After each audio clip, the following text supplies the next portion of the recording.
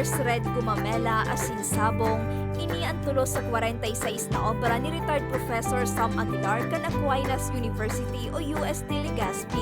34 taon man na naging paratukto sa physical education si Sam.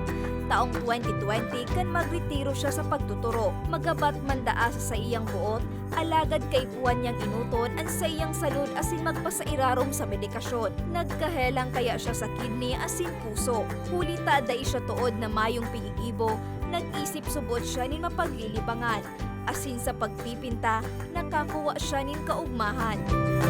Na-diagnose ako na kidney failure, yung mga CKD, chronic kidney disease.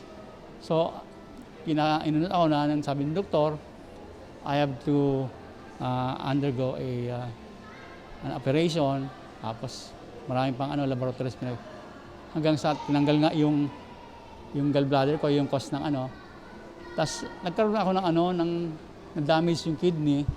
Tapos yun, ginawa sa akin, mag-ano ka ng dialysis.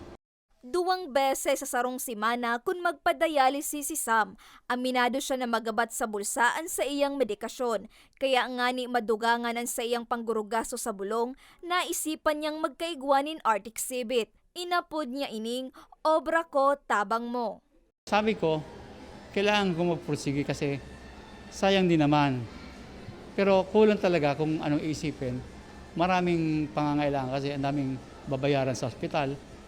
There was a time na na-ICU ako. So, grabe dagdag bayarin talaga pag na. Tapos ang sarili ko, para akong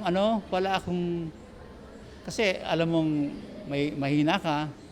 So, yun na lang, ko na lang yung oras ko na mag-paint na lang ako para at least may outlet ako. May nagkapira naman siyang obrang naipabakal. May nagkapirang naka-reserve naman. Sigun kay Sam, mapagalan magkahelang.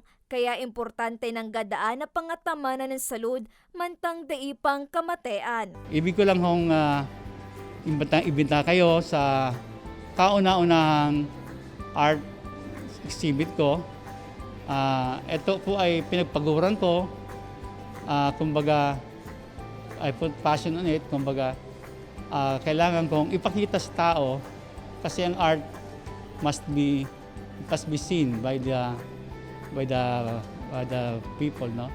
Mga tao, no? Gusto ko sanang ipakita sa kanila ang mga nagawa ko na obra. Sa mga maawot na makatabang asin magbakal kan mga obra ni Sam, bisitahon sa naan ground floor kan Ayala Malls, Legazpi. Para sa mga baretang tatak Bicol, Laorny Miranda.